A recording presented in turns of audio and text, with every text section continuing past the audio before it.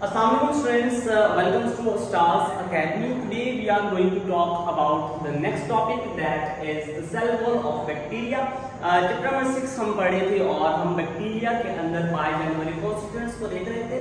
And in the previous topic we talked about slime and capsule, and today we are going to talk about the cell wall of bacteria, and that is a very important thing that is present in the bacteria, right. कि bacteria की जो cell wall है वो bacteria के लिए बहुत ज़्यादा importance की अहमियत रखती है, बहुत ज़्यादा इंपॉर्टेंस की हामिल है. द रीज़न इज दैट इसके कुछ ऐसे फंक्शंस होंगे जो कि बहुत ज़्यादा इंपॉर्टेंट है. तो आज हम देखेंगे कि बैक्टीरिया के अंदर सेल वॉल पाई जाती है, उसकी कॉम्पोजिशन क्या है और वो क्या क्या फंक्शंस आपके बैक्टीरिया के अंदर आपके लिए परफॉर्म कर रही है. जी, So firstly we talk about the location of the cell wall. कि आपकी जो सेल वॉल है वो कहाँ पाई जा रही है. It is present beneath the extracellular substances. The question arises that what are extracellular substances, या हम किस extracellular substances की बात कर रहे हैं. यहाँ पर वो तमाम सब्सटेंसेस की बात की जा रही है जो कि सेल से बाहर है, क्योंकि हम प्रीवियस टॉपिक में पढ़ चुके हैं स्लाइम और कैप्सूल, यानी ऐसी चीजें जो कि सेल से बाहर मौजूद हैं. ठीक है. So the cell wall is present beneath the extracellular substances. आपके उन एक्स्ट्रासेलुलर सब्सटेंसेस स्लाइम और कैप्सूल के नीचे आपकी सेल वॉल पाई जाती है, right. And the next thing is external to the cell membrane, यानी कि जो आपकी सेल मेम्ब्रेन, अब इसको अगर हम देखें तो this is bacteria cell membrane, इसके बाहर जो होगी स्लाइम या कैप्सूल होगा. इन दोनों के दरमियान के अंदर सेंट्रल पोजीशन के अंदर आपके पास क्या पाई जाएगी, cell wall, right. Cell membrane से बाहर एक्स्ट्रा सेलुलर सब्सटेंसेस के नीचे दरमियान के अंदर क्या पाई जाएगी, आपकी सेल वॉल. तो यहां तक हमने देख लिया कि सेल वॉल की लोकेशन क्या है. So now we are going to talk about the functions of the cell wall. के cell wall के functions क्या हैं. So as we know that the cell wall is very rigid, it is very hard, right? The cell wall is very rigid, it is hard structure. So ये आपके cell को strength provide करता है, protect करता है. तो यहाँ तक एक फंक्शन हमने देख लिया. The cell wall, the primary function of the cell wall is to protect the bacterial cell, के बाकी बैक्टीरियल सेल को बचाया जाए. And very important thing, and also it is hard, so it will provide a shape to the bacterial cell. यानी कि जिस तरह की शेप की आपकी सेल वॉल होगी, आपके बैक्टीरिया की जो शेप है वो भी उसी तरह से डिटरमिन की जाएगी. So it is very rigid and it is providing the shape. That is a very important function about the cell wall. The second thing is it will be provide osmotic lysis. Osmotic means water and lysis means breakdown. Means you know that के cell के अंदर जो है mostly जो है water है, तो आपके सेल को ब्रेक डाउन होने से बचाने के लिए बाहर एक स्ट्रॉन्ग एक प्रोटेक्शन मौजूद होनी चाहिए. And in case of bacteria the protection is the cell wall. And very important thing, cell wall is not present in the animals, right. So जब इस सेल वॉल की जो है स्टडीज चल रही थी, डिस्कवरीज चल रही थी, तो बहुत से साइंटिस्ट जो है इसके ऊपर रिसर्चेस कर रहे थे. One of the scientist is the Christian gram, that produce a technique that is known as the Gram staining, right. इसने बैक्टीरिया के सेल को कलर देने का, स्टेन करने का एक तरीका इंट्रोड्यूस करवाया जिसको हम स्टेनिंग टेक्निक कहते हैं.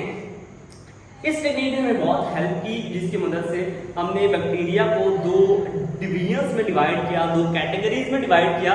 The first one is the gram positive bacteria and the second one are the gram negative bacteria. किस तरह से इसने डिवाइड किया कि जो ग्राम पॉजिटिव बैक्टीरिया थे उनका जब वो स्टेन करता था तो कलर जो था पर्पल हो जाता था. The reason is for the production of CD1 CD आर्गिन कॉम्प्लेक्स, एक कॉम्प्लेक्स की उसके अंदर प्रोडक्शन होती थी जिसकी वजह से जो उसका कलर था वो पर्पल हो जाता था. तो उससे उसको ग्राम पॉजिटिव बैक्टीरिया कहा. और जो आपके ग्राम नेगेटिव बैक्टीरिया थे वो अपनी सेकेंडरी डाई को बरकरार रखते हुए अपने कलर को पिंक जो है वो कर लेते थे. तो उसकी बना पर हमने पर्पल को नाम दे दिया ग्राम पॉजिटिव और पिंक को नाम दिया ग्राम नेगेटिव. उसके बाद जो हमारे पास मजीद स्टडीज हुई और ग्राम पॉजिटिव बैक्टीरिया के फीचर्स को हमने स्टडी किया और इसके साथ साथ ग्राम नेगेटिव की बैक्टीरिया के फीचर्स को. तो these are basically table that is also आपकी बुक में भी बनाया गया है. That is very important. The reason is that यहाँ से आपको एमसीक्यूज भी अच्छी जाएंगे और यहाँ से आपके शॉर्ट क्वेश्चंस भी तैयार हो जाएंगे। तो हम भी इस टेबल को देख लेते हैं। तो first thing is about the table is the number of layers, कि इसके अंदर कितनी लेयर्स पाई जा रही हैं। तो in the Gram positive bacteria there will be the presence of only one layer. कितनी लेयर पाई जाएगी? सेल वॉल की सिर्फ एक लेयर पाई जा रही है। But in the Gram negative bacteria there are two layers present, one is the outer layer and second one is the inner layer, यानी कि आपको दो layers पाई जाएंगी and in gram positive only one layer, in gram negative two layers, right? Now second thing, chemical makeup, या आप इसको composition का नाम भी दे सकते हैं कि ग्राम पॉजिटिव बैक्टीरिया किन चीजों से मिलकर बना है और ग्राम नेगेटिव बैक्टीरिया किन चीजों से मिलकर बना है। तो ग्राम पॉजिटिव बैक्टीरिया की बात की जाए तो it is made up of peptidoglycan.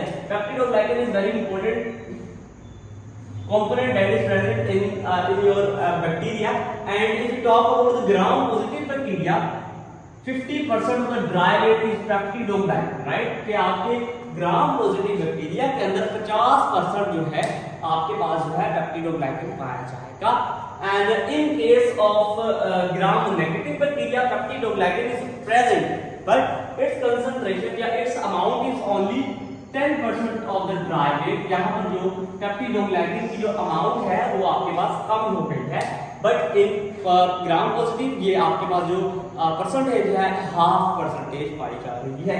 The second thing present in the gram positive bacteria is lipoic acid, lipoic acid and then lipids. Lipids की अमाउंट की बात की जाए तो it is 1 to 4% in the gram positive bacteria. Now gram negative की chemical composition की बात की जाए तो जैसे हमने पहले देखा peptidoglycan is 10%, then is lipopolysaccharide. Lipopolysaccharide mean के आपके पास लिपिड्स और कार्बोहाइड्रेट्स का कॉम्प्लेक्स कंपाउंड।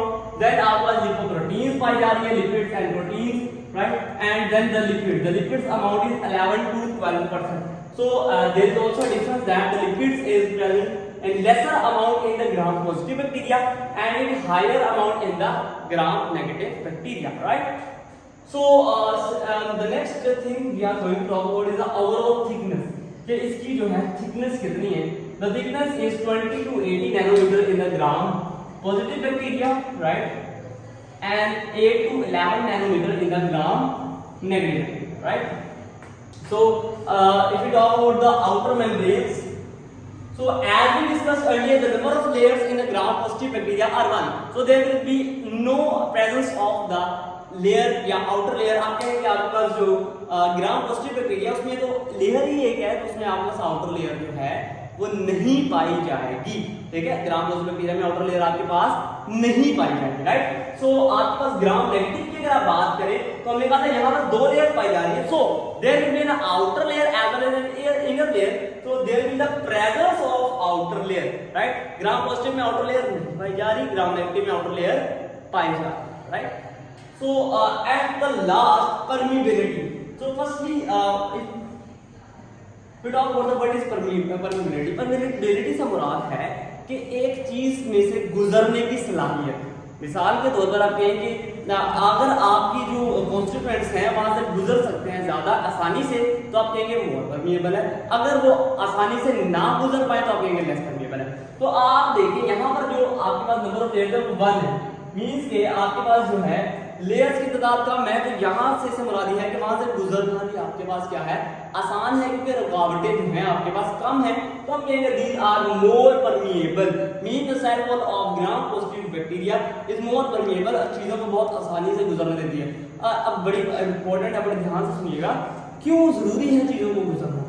अब देखें ना, आपके जो सेल है उसको बहुत सी चीजों की जरूरत है, उसको बाहर से न्यूट्रिएंट्स की जरूरत है, उसको बाहर से खुराक की जरूरत है, और वो तमाम के तमाम खुराक बाहर से आएगी तो सबसे पहला इंटरेक्शन उसका आपके सेल वॉल से ही होगा। If the cell wall is present, if not present cell wall से नहीं, सेल मेम्ब्रेन से होगा। तो सेल वॉल का जो है आपके पास परमिएबल होना बहुत ज्यादा जरूरी है। फॉर एग्जाम्पल आप कहें कि आप एक कमरा बनाएं और उसमें दरवाजा ही कोई ना रखें, तो आप अगर उसके अंदर है तो बाहर नहीं जा सकते, राइट? तो दरवाजा बहुत जरूरी है। इसी तरह से सेल वॉल के अंदर भी जो है परमिएबिलिटी होना बहुत ज्यादा जरूरी है, right? So if you talk about the gram negative bacteria, so there is the presence of 2 layers, right? So there will be less permeability than the gram positive bacteria. तो आज हमने देखा कि बैक्टीरिया के अंदर सेल वॉल पाई जाती है और सेल वॉल आपके पास दो तरह से है। अब हम बात करते हैं कि क्या तमाम बैक्टीरिया में सेल वॉल पाई जाएगी? नो, आपके पास तमाम बैक्टीरिया में सेल वॉल पाया जाना जरूरी नहीं है। आपके पास माइकोप्लाज्मास हैं, उनके अंदर आपको सेल वॉल नहीं मिलती, राइट। और इसके साथ ही साथ अगर आप बात की जाए आपकी बैक्टीरिया की, तो आपको पता है बैक्टीरिया की दो टाइप्स हैं, एक आपके पास आर्कियो बैक्टीरिया और एक आपके पास जो है आपके पास जो मॉडर्न बैक्टीरिया, मींस के एंशिएंट बैक्टीरिया और एक मॉडर्न बैक्टीरिया। तो अगर आप आर्कियो बैक्टीरिया की एंशिएंट बैक्टीरिया की बात करें तो उनके अंदर जो है सेल वॉल तो पाई जाती है, but it composition is different from the bacterial जो आपके पास मॉडर्न बैक्टीरियल सेल वॉल है। उनके अंदर यहाँ पर जो आपके पास मेन कॉन्स्टिट्यूएंट है वो पेप्टिडोग्लाइकन है, तो वहां पर पेप्टिडोग्लाइकन नहीं पाया जाता, ग्लाइकोप्रोटीन, ग्लाइकोलिपिड, लिपोप्रोटीन पाए जाते हैं, right. So very very important thing कि जो आपके पास आर्कियोबैक्टीरिया है और सिंपल बैक्टीरिया के पाए जाने वाली जो सेल वॉल है वो अपनी कॉम्पोजिशन में डिफरेंट है, and the difference is presence of the peptidoglycan. I hope आपको सेल वॉल जो है अच्छे से समझ आया होगा। We will meet in the next lecture. Allah.